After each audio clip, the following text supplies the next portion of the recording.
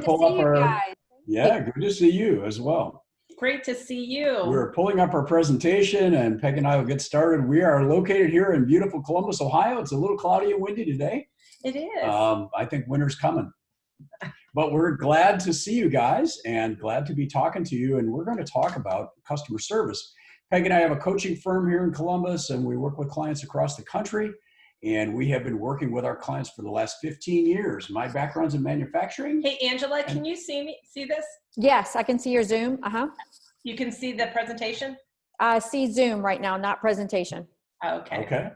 Go ahead. I know. It's never fun to be on that end of the driving seat, is it? I'm like, oh. Yes, that's right. That's all right. But Pete will keep moving and then my background is in manufacturing management prior to starting my coaching business. And Peg and I have been partners again for 15 years. Her background is in media, sales, and managing a radio station. So she actually got to meet a bunch of big stars, didn't you? I did. Absolutely. And she's not scoring tickets for me anymore. I don't know what happened. No, there. I did. I had lots of people that I did get that with. Yes.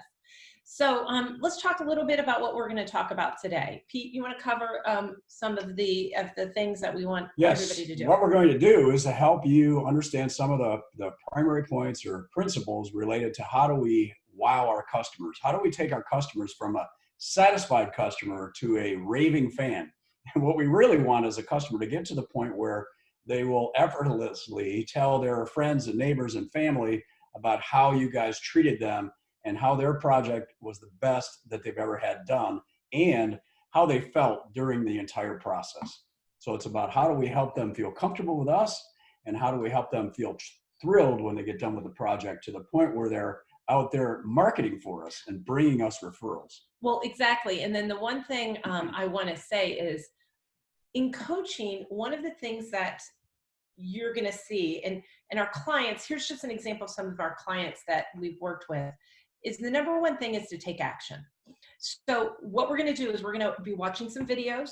We're going to be giving you some ideas on what you should do. What we're going to do is write down all the actions that we want you to take. We want you to do the same. Like, hey, here's a suggestion, here is a suggestion, etc. And at the end, it's not what you know, it's what you do with what you know. So we want you to commit to take action. And so in the chat button, if you have questions, we're going to try and arrange about 5 minutes to ask questions at the end. And also, I want you to write down what you're going to commit to and put that in the chat button. When you hear something, hey, I'm going to do that, let everybody know.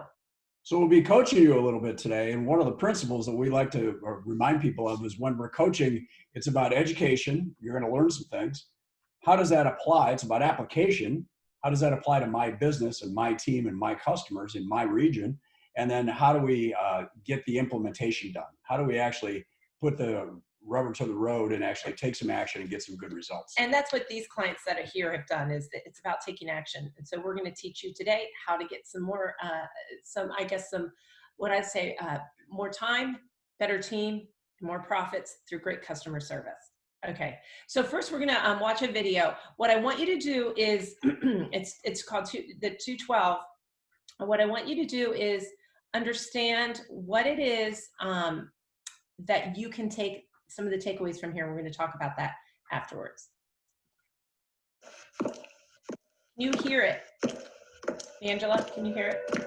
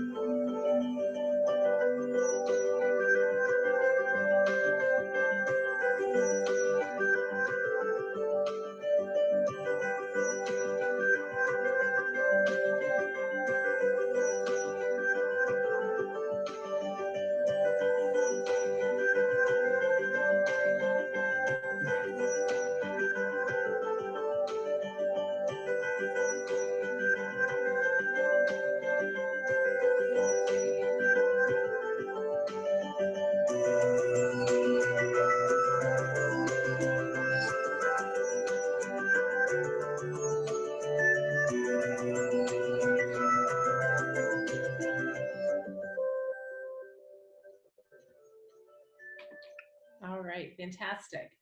So some of the takeaways that Pete and I have looked at that video and say, when we are coaching our clients, and our clients that truly are, I would say, excel or at the top of their game, the clients that we work with, one of the things that they had in there was the why. And it said that the way you treat your employees is the way the employees will treat the customers, meaning to go above and beyond with them, then it gets contagious. So life is a mirror, and what we do as leaders and owners of companies is when we do what we say we're going to do, we tend to attract people that do the same thing. When we're kind and we're respectful and we give great information to our employees, they in turn will take great care of their customers as well. And really, we're looking to build great employees that will take care of great customers. Remember, there's internal and there's external customer service. And so here's an action step. If you haven't done already, you should be doing a survey, not only to your external customers, but you should be doing a survey for your internal customers to see where they are and where you want them to be and what the gap is and what are some of the actions you need to take in order to be at that next level, to go above and beyond. And it could be just a few questions, and it could be just once a year. Right. It doesn't have to be overwhelming. Correct. Thank you for that. It could be very simple on SurveyMonkey, or making it simple means that people will follow through. Okay. So Pete, you go ahead and talk about this very important thing. This concept, and you folks hopefully are not working in an organization where this happens a lot. Sometimes when you have a group of people that are working together, whether it's a business, a family, or anything, you may see these kind of things happen. People blame others. They blame the economy for why business is not as good as it could be. They give excuses to why things happen, or they deny that there's a problem in the first place. And when that happens, we can become into a downward spiral, and that can grow on itself. So what we want to do is, for any situation, to be able to get above the line and take ownership for the situation, whether it's personal, my fitness level, my happiness, my weight, whatever it happens to be. Be accountable for the results that I get, whether they're good or bad, for any situation, and then be responsible to take action to get the results that I really want. And this is one of the key concepts, and we're all human beings, right? So we will occasionally fall below the line and blame ourselves. But we don't want you to do that for any more than a few seconds. Is recognize, what could I have done better, take ownership of the situation, and then take some action to be responsible for good results. So this is another action step.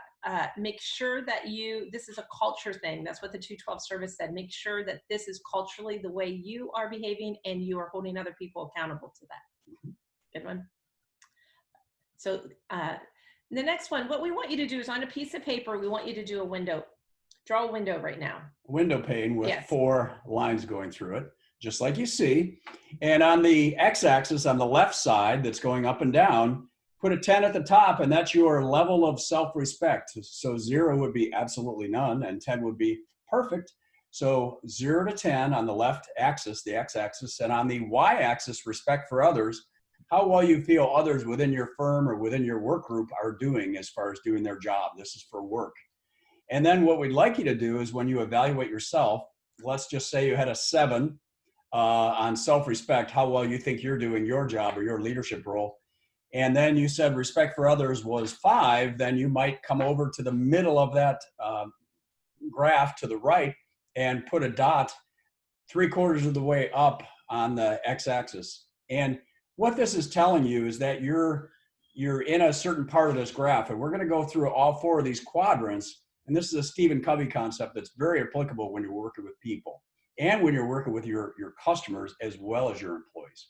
So if you use this option as a way of educating your team of what we'll accept and what we won't, at the bottom, if you have put, I'm not respecting, and this could be moments. It doesn't have to be overall. It could be, at this time, I'm very upset with this unpredictable client that has not been doing very well. You could feel very low respect for them, right? So that might be very low.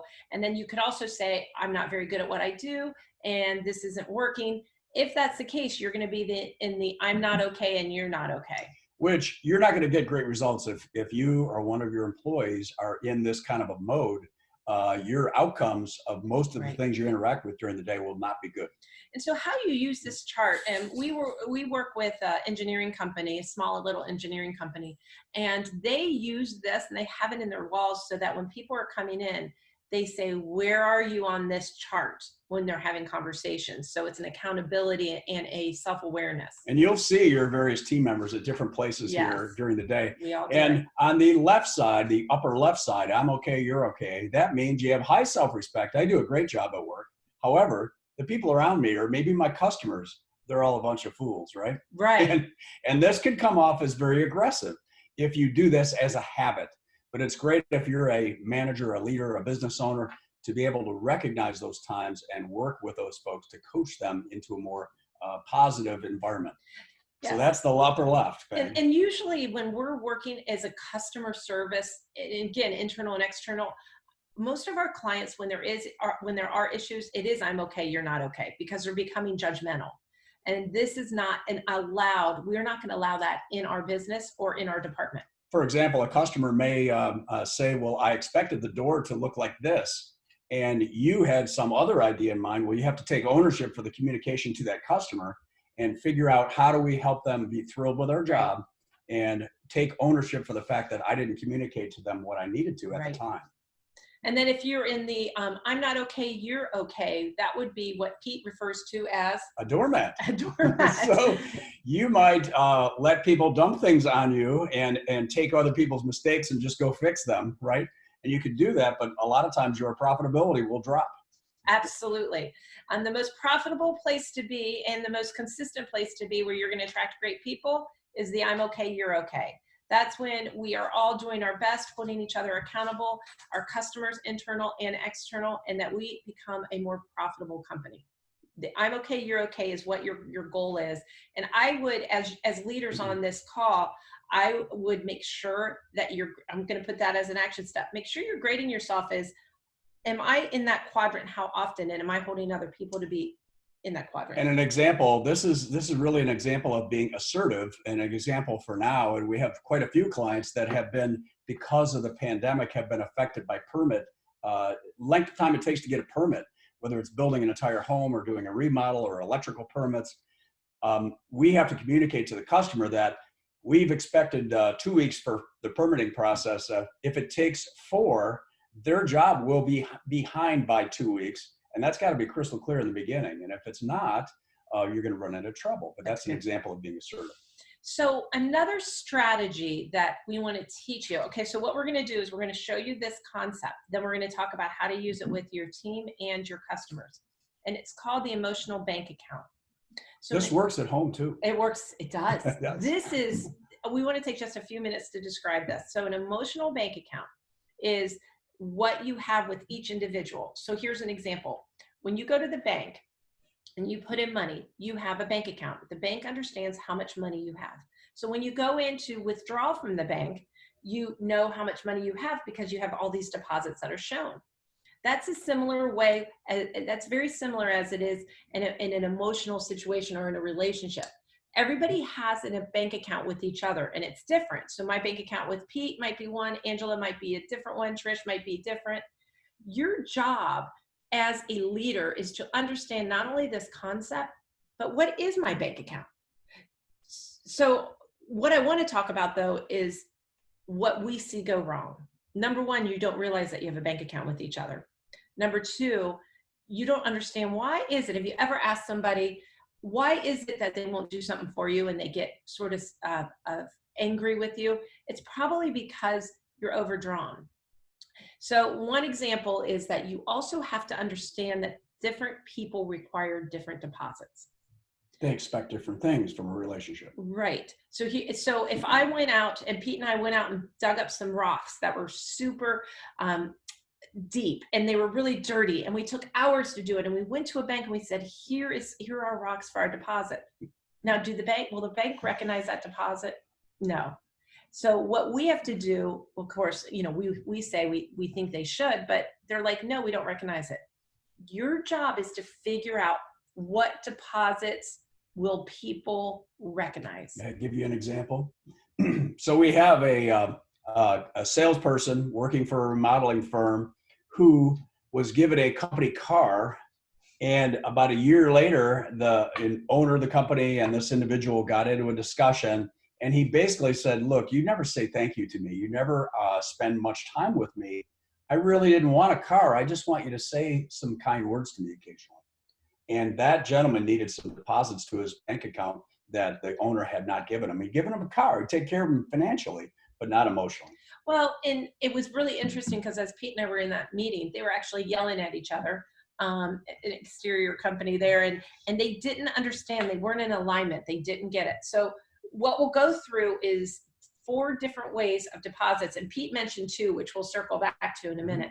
What are deposits that people will recognize? Now, we're going to tell you what it is, but here's your homework. We want you to see what is your emotional bank account for people. Think of the key people around you within your company and the relationships you have with each of them and try to figure out, well, what is it that, let's say Peg responds when I do things for her, she may respond very well to that. Correct. So what we're going to do is I'll go through. Here's one deposit people may recognize. So if you think of a goldfish, and this is a good way, it's a clever way we put together so you can remember it. So a goldfish doesn't care if you talk to it, but a goldfish does care if the water is clean, if the castle is straightened, and if it gets fed. So it wants favors and deeds. So some of us could be wired like a goldfish, and you can have different deposits, recognize different ones. So favors and deeds could be one deposit. It could be a cup of coffee. It could be buy them lunch. Yes, exactly. Right? So the next one, physical contact. We don't do this at work a lot, but there might be people that really need a pat on the back or a shake of the hand or a hug once in a while. And that's something that charges them up and keeps them engaged. And we call that the kitty. So some of us are kitties. The other is we could be, some of us could be canaries. So did you know that a canary will die if it does not hear, if somebody's not around to hear its song? So in other words, you could feed it, you could give it everything it needs, but if people aren't around to be with it, which is quality time. And some of your employees really want you to spend some time with them. And here's a hint on the quality time. Sometimes they want to be listened to, but not always given the solution. So you want to remember that it's not always, it's just sometimes wanting to be listened to. And it could be as easy as having a rotation to spend a few minutes or a half an hour with each of your employees in a periodic way. There you go. And then here's our puppy dog, Pete. So what are the things that these folks need? They need your approval. And when they do something on time, they need to be reminded that you appreciate it and why you appreciate it. One thing that we've learned over the years, the best way to help people do things that you want them to do is when you see the right thing happening is to give them positive reinforcement. And the best positive reinforcement is positive, specific, and timely. So do it as close to the event as possible, the thing that you want to get repeated, and give it to them in a positive way, and make sure it's very specific. That's great. I'm writing that down as feedback loop, making sure that you do that. So here's your homework is what is the emotional bank account, our action step here? What is our emotional bank account? And by person, and then what is their deposits that they recognize, and making sure they have that.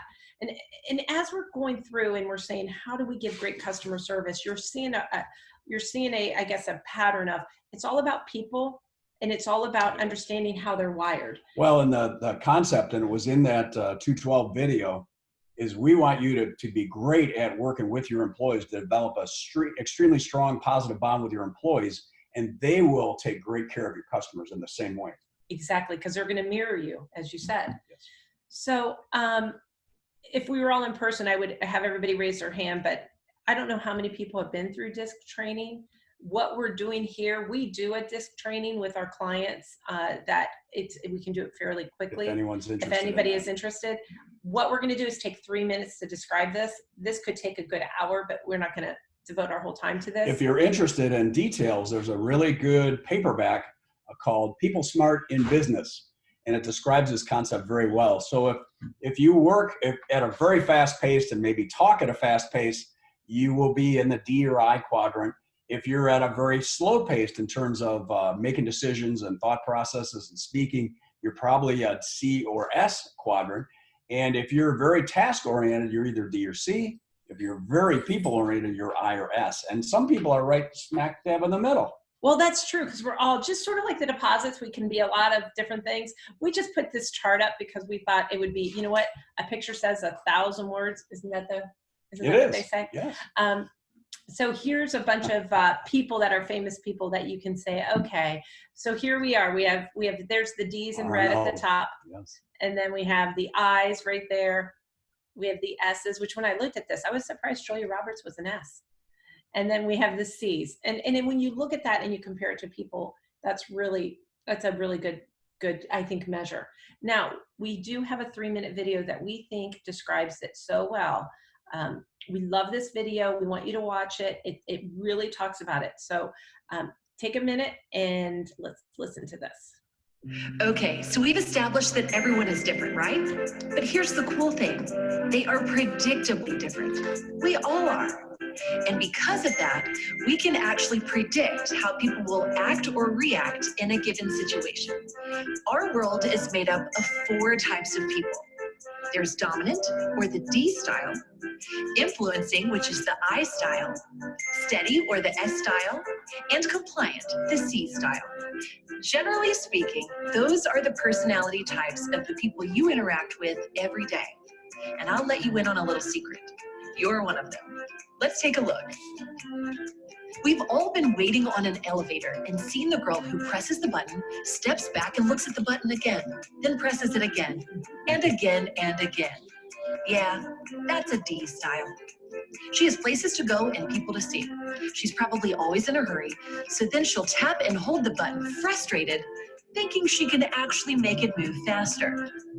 D styles are dominant, direct, and results-driven people who want to control their environment and then do something to make a difference in their world.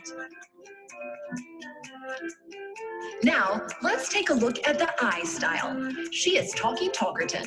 Once the doors open to the elevator, she's the one who turns around and starts talking to nobody in particular about pretty much anything. She's an influencer. When the elevator stops, she's the jokester who quips, "Third floor, lingerie, enjoy your day." Now, not all I styles are cheesy people who tell mom jokes all the time, but you see what I mean. Eyes draw energy from people and love to engage. Now, here comes little Miss C style. She's the quiet one. She's kind of off to the side, standing in the front of the elevator, looking at the plaque that reads, "Maximum weight, 2,500 pounds." She's calculating body weight. Uh-oh, if one more person gets on, we're gonna go down. She's on a schedule, but she's allowed herself plenty of time. She's compliant, she knows the rules, obeys the rules, and wants everyone else to do the same. Look at her. How cute, Lola. Enter the S personality. She's stable, steady, and keenly aware of her surroundings. She wants everyone to be happy, and she thinks it's her job to make it so. She's the one holding the elevator door open to make sure everyone who wants to get on can do so at their leisure. Meanwhile, Miss D's in the back huffing and puffing about needing to get to her meeting. The S will even take the stairs if there's not enough room for Miss I, who keeps everyone waiting while she finishes her mocha latte frappuccino thing. Harmony and steadiness are a big deal to the S. As a leader, it's important to know these DISC styles so you can begin to better understand the people around you. It's also important to understand that we are all a blend of these styles. Sure, we can adapt those blends based on our environment or when a specific situation calls for one style over the other. But more often than not, we've all got to accept our DISC and learn to live, work, and play and accept these basic truths. So there you have it. We're all different, but we are predictably different. All right. Okay. There you go. Again, that book is People Smart in Business, and our clients use this concept with their employees, but also in particular with their customers. So the people that are working on a job at someone's home, they need to know the behavior style of that customer. And even to the point of when they answer the phone, the first time the phone call comes in, all the customer service folks are trained to quickly determine whether this person's fast-paced, slow-paced, people, or task-oriented, and adjust slightly to that style to build the relationship quicker. I'm glad you said that. So your homework is, and we do a training on that with customer service, and we are working with the heating and cooling company, and we did the customer service training, and they had 30 seconds to determine what script they would use when that call came in to decide if it was a DIS or C. So as your homework, another challenge is to do a DISC map. We call it mapping, meaning spelling out who are your clients and who is your team. Okay. So as we're looking at customer service and moving forward, Pete, one of the things that Pete and I put in, because we see as we're working with our clients, you know, if I wanted to come and listen to us talk, I would want to hear what's working for others. And so we want to give you a couple examples of one thing that's really working well for the clients that are doing well, and it's the innovation. Go ahead, Pete. So a quick example is we have one client who a few months ago, he has a routine every other month. They get the management team together and they talk about what they could do to get better. One of the ideas that came up a while back, it was the end of last year, they decided to give a raise to a certain group of people to reduce retention. And it's been very successful, but it came directly from all this list of ideas that they put up on the board. They prioritized them. They picked that one to implement in that particular quarter, and it actually helped them a lot with retention in the last few months. And they would do it every month, right? What was it called, the meeting called? Do you remember? Looking forward. It was like a looking forward, it was looking forward meeting, and they did it. So one thing you want to think of is, so it's planned innovation. It's planned innovation is what we're talking about. And our engineering company would actually have a space for innovation. So if you think about this in customer service, if you devote an hour a day to thinking about nothing other than ways you might be of greater or better customer service for your clients, imagine that that's like marketing. Because the reality of it is, studies show that a satisfied customer or client on average will take the initiative to tell 2 to 5 other people about their positive experience. So if you're going to really wow your customers, then they're going to grow for you. And that is truly a marketing time. And are you taking, now I say an hour, I'm challenging you with an hour. If you're not doing anything at all, maybe do an hour a month. Whatever it is, create a systematic way in which you're allowing innovation. Because here's my question. What happened to Blockbuster? What happened to taxis? What happened to Barnes and Noble? You have to make sure that innovation is a category that isn't urgent because it's not knocking at your door, but it's one of the most important things in your company. And starting with a customer service and pleasing our customer is your first step. Great. So moments of truth, those are times when maybe something goes wrong. Yes. It could be you have a schedule and the schedule slips by a week. And that time when you're in front of that client or that customer and talking to them about what happened, how you're going to work on that, those are the times when you can really build a relationship. And it sounds funny, but the times when we handle those well usually lead to a better relationship than you had before the mistake happened. One of our clients is a home builder. They're currently doing 1 home a week. They're finishing and starting a home a week. And one of the 2 partners goes on the final inspection with the homeowner, and he's very particular. And he is a customer advocate to the point where 99% of the time, the customer doesn't bring up something about the trim or something about how something appears. This gentleman, Bill, will see it, put it on the list, and take care of it for the customer to the point where they don't even see it. And he picks it out himself because he wants that job to be as if one of his family members was moving into the house. And so one of your challenges is this: when you're taking this innovation time that we're asking you to take, in times that you're really thinking of what we need to work on, you should write down what are some of the moments of truth. What are some of the things that we're doing in order to gain that customer? And so here's one thing to think of is your goal should be to capture a customer. And let me tell you how you capture a customer. If they buy once from you, they're actually called a shopper, not a customer. A customer comes back to you again and again, number 1. Number 2, when you're getting that referral or when you get a reference to you, do they use the word mine or do they use the word they? This. So here's an example. I want to introduce you to my painter who does such a great job to me, or my remodeler, or here's my remodeler. Hey, here's my here's my remodeler that helps me. Or do they say, hey, here is this company? The language they use and how they reference will show whether you've gotten into their heart and truly are a customer of theirs. And when you do, they'll use you forever. Exactly. So making sure that the moments of truth and that you wrote that down, that's another action step for you. So here's a challenge. What are your biggest customer service challenges? And you might ask your team this in one of your staff meetings and say, guys, what are the the top 2 or 3 things that our customers really want from us. And if you, or anybody that's in our type of work. right. Right. I like Showing up on time, making sure you're at budget or under budget, no surprises, those kind of things. And what we really want you to, the concept we want you to think about is that every employee in your business that's interacting with that customer, they want to get results for the customer. Do what you say you're going to do and do it at least as well or better. Build a relationship with them all the time, no matter what you're doing with them at the time. And when you do that really well, you'll get referrals. Right. So it's the 3 R's. It's the results, relationship, referral. And that really goes to the next slide, Pete, of how can you solve this? If you've ever heard of the trust triangle. You can write this on your paper. If you have a piece of paper, Yes, draw a triangle. Draw a triangle. Yes, go ahead. And put 3 C's at the corners of that triangle. So the first one is competence. We have to be good at what we do. We have to be great at roofing or great at building an addition or great at building a home. We've got to have character. We have to do what we say we're going to do, and we have to do the right thing all the time. And then the third component, which sometimes gets overlooked at times, is we've got to have a connection with that employee or that client. We've got to have a firm relationship with that client. When we do all 3 of those, we're building trust all the time. And so here is your action step for the trust triangle. Remember the 3 C's because that's important. It was the character, the competency, and the connection. Those are the 3. And so with your employees as well. Right.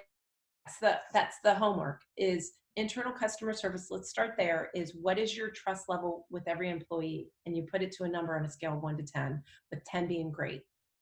And that's where, and then what we do when we coach our clients, this is how we really build a great culture, is we start with the team and then it goes on into the customer, is do your trust triangle rating for your teammates. And remember that ripple effect from back in the video.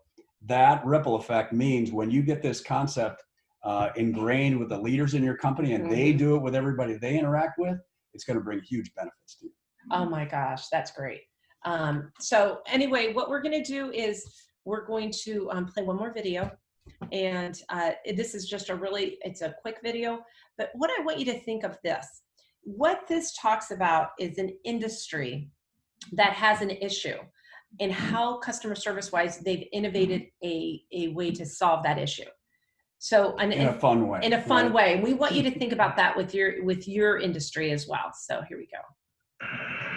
Ja, ontzettend leuk. Persoonlijk vind ik hem gewoon een aanwinst voor het bedrijf. En hij kan ook echt iets wat niemand anders kan. Het primaire doel is om gevonden voorwerpen zo snel mogelijk terug te brengen naar de eigenaar. We houden daarvoor een social media in de gaten en de crew die na elke vlucht het vliegtuig checkt. Ik vind het ook wel heel erg leuk dat we natuurlijk een beetje hulp daarbij krijgen.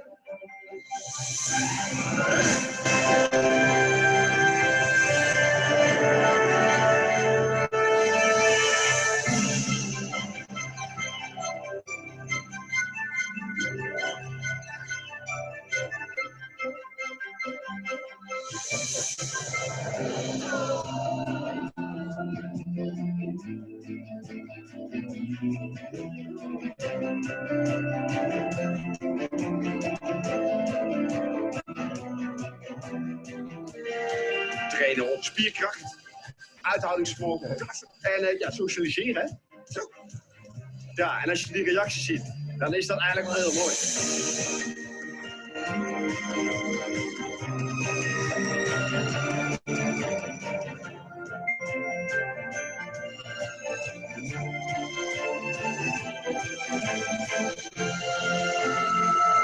Hij komt regelmatig langs, maar ja, ik moet ook eerlijk bekennen, ik verwen dat.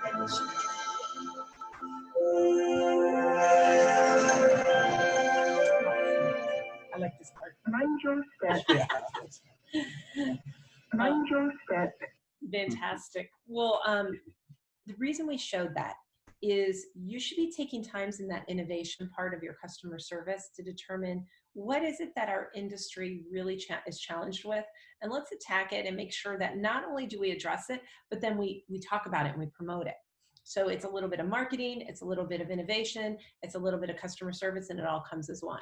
And when your team can create an experience similar to that, people are going to talk about that for a long time, and it'll bring you a lot of benefits. That is good. I did see that we had a question.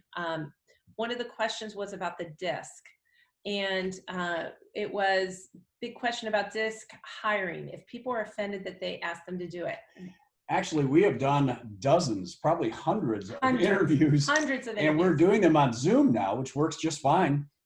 We have people take the DISC profile test before we bring them in for an interview, whether it's in person or whether it's over Zoom.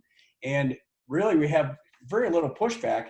What we do when we do that, though, is we explain why, to make sure that it's a good fit for them, just as well as it's good for the company. But it's good for them to get into a job that they love because their profile fits the job that they're in.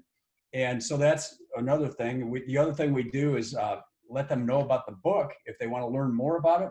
And people respond very positively to it. We have done this hundreds of times, and we do a whole hiring process, which obviously we're not going to get into now, with our clients to make sure. Angela knows this because we actually worked with Angela to hire someone.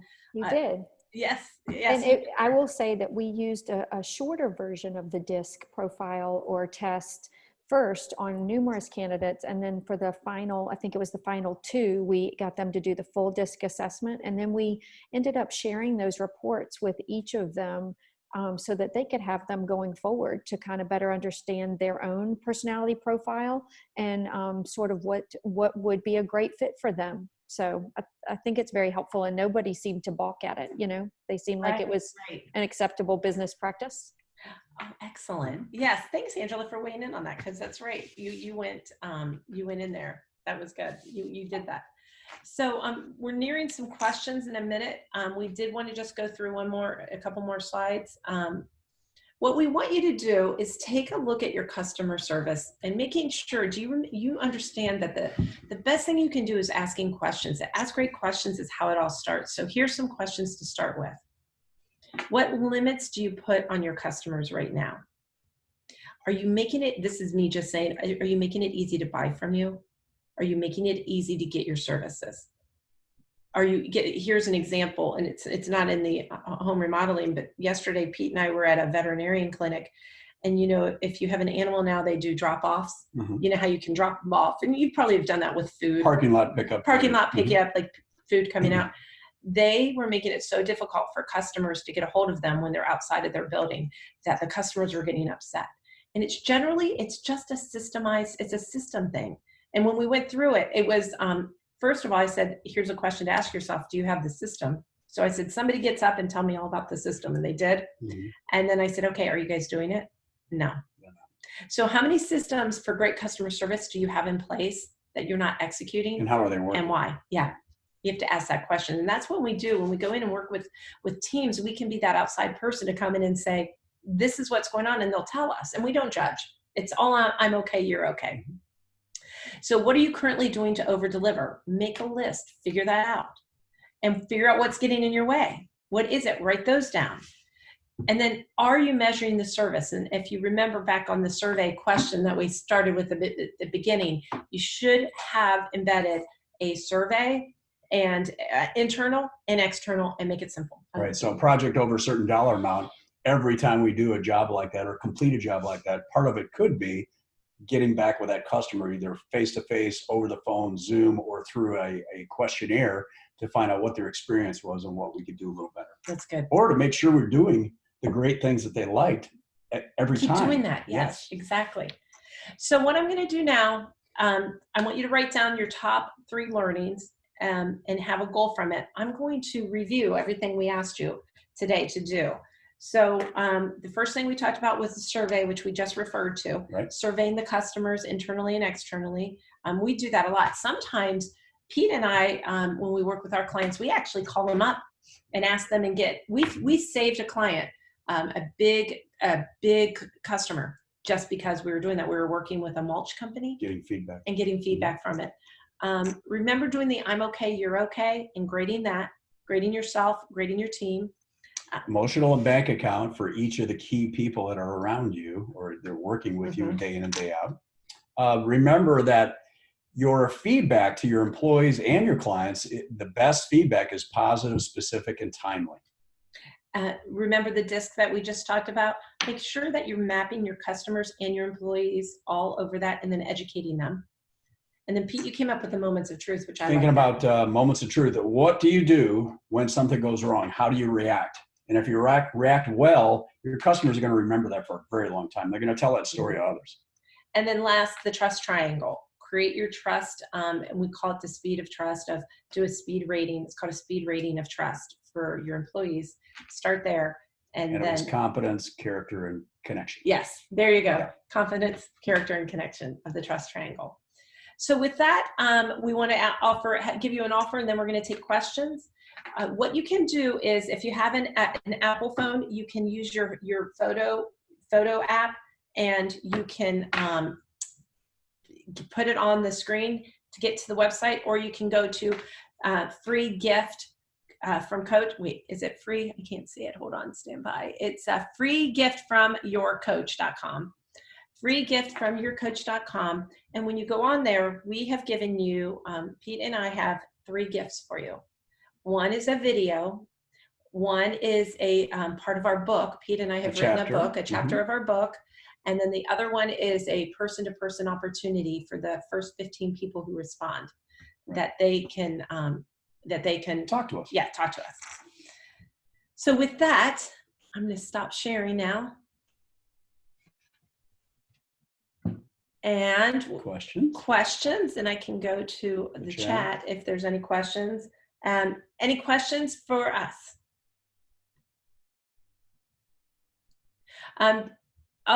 Trish, I'm just reading. Trish, thanks for saying that. Each one of your applicants do take the disc, and we think that's really, I think that's really good.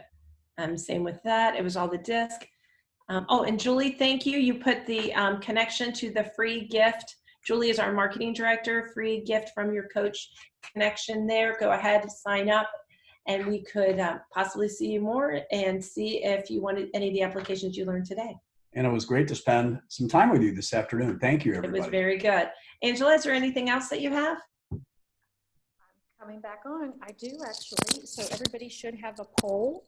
If you could complete that poll to help us evaluate the presentation and give us that feedback, we would appreciate it. I am going to go into screen sharing, so forgive me, and I'm going to pick up from here. Oh, no, I'm not. I'm going to, forgive me. Here we are.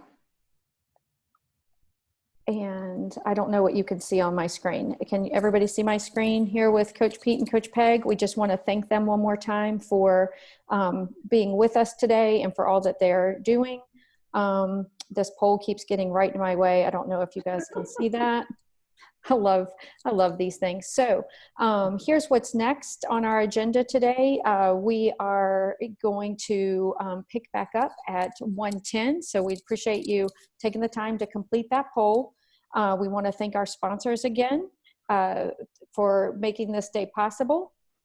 Remind you that today at 2:20, to be sure you'll come back into this main room to meet with our exhibitors in our sponsor expo room, and these are the great prizes you will have a chance to win. And let's see, it is time for a break. Our next session will start at 1:10, so stretch, have a bathroom break, and then when you come back, you will be assigned to different breakout rooms. Our next courses we have in the business management track, we have the team and net profit with Tim Fowler, who is here with us today. And we have Cindy McClure with NKBA's kitchen planning guidelines in the design room. I would like to make one announcement in the field management. That presentation isn't happening this morning. We are going to record it. It's actually an installation of cabinets, and we had some technical difficulties. So we will get that presentation recorded and get it out to everyone. So the folks who had signed up for that, if you could put in the chat which breakout session, if you want to attend business management or design, or you can take the hour off and we'll get that recording to you. So I'm going to go on mute. Everybody have a break, and we'll see you back at 1:10.